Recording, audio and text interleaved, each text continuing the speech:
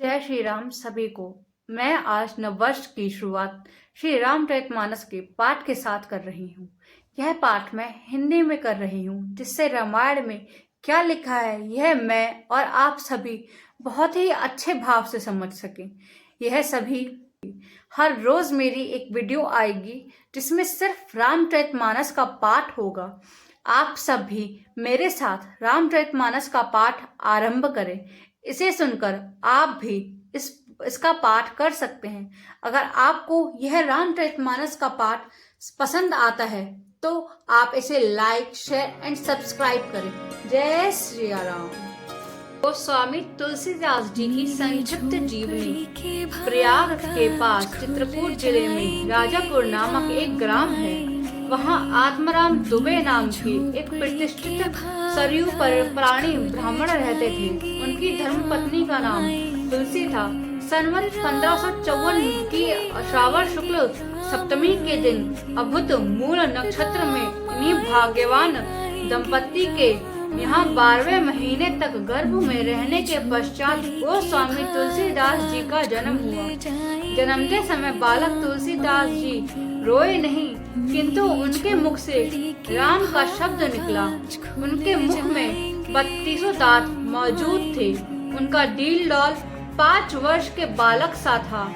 इस प्रकार के अद्भुत बालकों को देखकर पिता अमरमुन की निशंका से भयभीत हो गया और उसके संबंध में कई प्रकार की कल्पनाएं करने लगे। माता हुलसी को यह देखकर बड़ी चिंता हुई। उन्होंने बालक के अनिष्ट की आशंका से दशमी की रात को नवजात शिशु को अपनी दासी के साथ उसके ससुराल भेज दिया और दूसरे दिन स्वयं इस आसार संसार से चल बसी। दासी ने जिसका नाम चुनिया था, बड़े प्रेम से बालक का पालन पोषण किया। जब तुलसीदास जी लगभग 5.5 वर्ष के हुए, चुनिया का भी देहांत हो गया। अब तो बालक अनाथ हो गया। वह दर द्वार द्वार भटकने लगा। इस पर जगजननी पार्वती को उस होनहार बालक पर दया आई। वे ब्राह्मणी का वेश धारण कर प्रतिदिन उसके पास जाती और उसे अपने हाथों से भोजन करा जाती। इधर भगवान शंकर जी की प्रेरणा से रामशैल पर रहने वाले श्री अनंता जी द्वार जी के प्रिय शिष्य श्री नरहरया अनदो जी ने इस बालक को ढूंढ निकाला और उसका नाम राम बोला रखा। उसे वे अयोध्या ले गए और वहां संवत 1561 शुक्ला पंचमी शुक्रवार को उसका यज्ञोपवीत संस्कार कराया। बिना सिखाए ही बालक राम बोलने लगे। राम बोलने गायत्री मंत्र का जाप उच्चारण किया और जिसे देखकर सब लोग चकित हो गए। इसके बाद नरहरि स्वामी ने 5 संस्कार करके राम बोला राम मंत्र की दीक्षा दी और अयोध्या में ही रहकर उन्हें विद्या अध्ययन कराने लगे। बालक राम बोला की बुद्धि बड़ी प्रखर थी। एक बार गुरु मुख से जो सुन लेते थे, उन्हें वह कंठस्थ हो जाता था। वहाँ कुछ दिन बाद गुरु शिष्य दोनों शुक्र देश सोरो पहुँचे। वहाँ श्री नरहरि जी ने तुलसीदास को रामचरित सुनाया। कुछ दिन बाद वे काशी चले गए। काशी में शेष सनातन जी के पास रहकर तुलसीदास जी ने 15 वर्ष तक वेद वेदांत का अध्ययन किया। इधर उनकी लोक वासना कुछ जागृत हो उठी और उन्होंने अपने विद्या गुरु से आज्ञा लेकर वे अपनी जन्मभूमि लौट आए। वहां आकर उन्होंने देखा कि उनका परिवार सब नष्ट हो चुका है। उन्होंने विधि पूर्वक अपने पिता आदि का श्राद्ध किया और वहीं रहकर लोगों को भगवान राम की कथा सुनाने लगे। संवत 1586 में ज्येष्ठ शुक्ल 13वां गुरुवार को भारद्वाज गोत्र की एक सुंदरी कन्या के साथ उनका विवाह हुआ। वे सुख पूर्वक अपनी नवविवाहिता वधू के साथ रहने लगे। एक बार उनकी स्त्री अपने भाई के साथ मायके चली गई। पीछे पीछे तुलसीदास जी भी वहां पहुंचे। उनकी पत्नी ने इस पर उन्हें बहुत धिक्कारा और कहा कि मरे हाड़ मांस के शरीर में जितनी तुम्हारी आसक्ति है उसकी आधी भी यदि भगवान में होती तो तुम्हारा बेड़ा पार हो गया होता। तुलसीदास जी को ये शब्द लग गए। वे एक क्षण भी नहीं रुके, तुरंत वहां से चल दिए। वहां से चलकर तुलसीदास जी प्रयाग आए। वहां उन्होंने गृहस्थवेश का परित्याग कर साधु वेश धारण ग्रहण किया। फिर तीर्थाटन पर करते हुए काशी पहुँचे। मानसरोवर के पास उन्होंने काक भुक्षुंडी के दर्शन हुए। काशी में तुलसीदास जी राम कथा कहने लगे। वहाँ उन्हें एक दिन एक प्रेत मिला जिसने उन्हें हनुमान जी का पता बतलाया। हनुमान जी से मिलकर तुलसीदास जी ने उन्हें श्री रघुनाथ का दर्शन कराने की प्रार्थना करी। श्री हनुमान जी ने कहा, तुम्हें चित्रकूट में रघुनाथ जी का दर्शन होंगे। इस पर तुलसीदास जी चित्रकूट की ओर चल पड़े। चित्रकूट पहुंचकर राम घाट पर उन्होंने अपना आसन जमाया। एक दिन में प्रदक्षिणा करने निकले गए। मार्ग में उन्हें श्री राम के दर्शन हुए। उन्होंने देखा कि दो बड़े ही सुंदर राजकुमार घोड़ों पर सवार होकर धनुष बाण लिए जा रहे हैं। तुलसीदास जी ने उन्हें देखकर मुग्ध हो गए, परंतु उन्हें पहचान ना सके। पीछे से हनुमान जी आकर उन्हें सारा भेद बताया तो वे बड़े पश्चाताप करने लगे।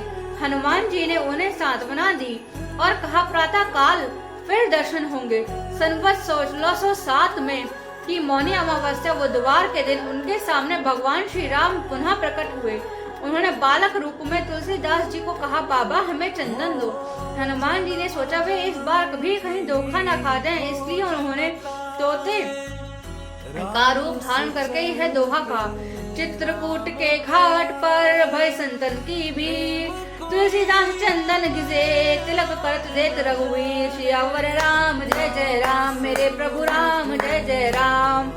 तुलसीदास जी उस उद्धत छवि को निहार कर शरीर की सुधि भूल गए।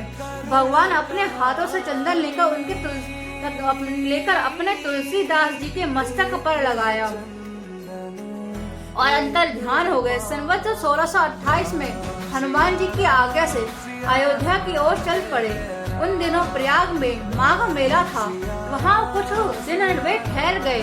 पर्व के 6 दिन बाद एक वट वृक्ष के नीचे उन्हें भारद्वाज और याकवल धनुई के दर्शन हुए। वहाँ उस समय वही कथा हो रही थी जो शुक्र क्षेत्र में गुरु से सुनी थी। वहाँ से ये काशी चले आए और वहाँ प्रहाद घाट पर एक ब्राह्मण के घर निवास किया। वहाँ अंदर और काशी शक्ति का सुपर्ण हुआ और वे संस्कृत में पद रचना करने लगे, परंतु दिन में वे जितना पद रचते रात्रि में वे सब लुप्त हो जाता। यह घटना रोज घटती। 8वें दिन तुलसीदास जी को स्वप्न हुआ। भगवान शंकर ने उन्हें आदेश दिया कि तुम अपनी भाषा में काव्य रचना करो। तुलसीदास जी की नींद उचट गई और वे उठकर बैठ गए। उसी समय भगवान शिव और पार्वती उनके सामने प्रकट हुए। तुलसीदास जी ने साष्टांग प्रणाम किया। शिव जी ने कहा, तुम अयोध्या में जाकर रहो और हिंदी में काव्य रचना करो। मेरा आशीर्वाद से तुम्हारी कविता साम वेद के समान फलीभूत होगी। इतना कहकर श्री गौरी शंकर अंतर ध्यान हो गए। तुलसीदास जी ने उनकी आज्ञा शिरोधर कर काशी से अयोध्या आ गए। संवत 1631 का प्रारंभ हुआ।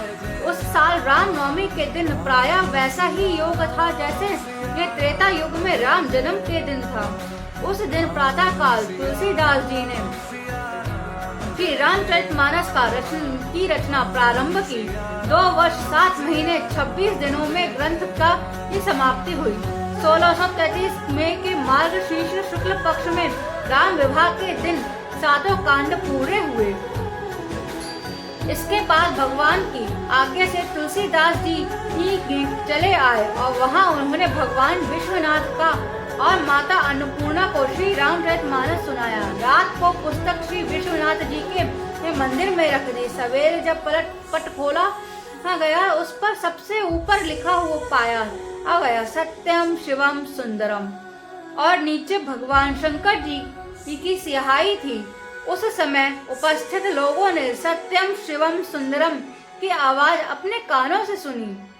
इधर पंडितों ने यह बात सुनी तो उनके मन में ईर्ष्या उत्पन्न हुई। वे दल बांधकर तुलसीदास जी की निंदा करने लगे और उन्हें उस पुस्तक को भी नष्ट कर देने का प्रयत्न करने लगे। उन्होंने पुस्तक चुराने के लिए 2 चोर भेजे। चोरों ने जाकर देखा कि तुलसीदास जी के आसपास 2 वीर धनुष बाण लिए पहरा दे रहे हैं।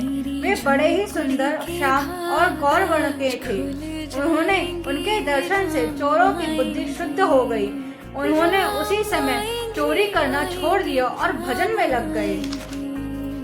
तुलसीदास जी ने अपने लिए भगवान को कष्ट हुआ जान कुटी का सारा सामान लुटा दिया। पुस्तक अपने मित्र तोड़ामल के यहाँ रख दी। इसके बाद उन्होंने एक दूसरी कृति लिखी।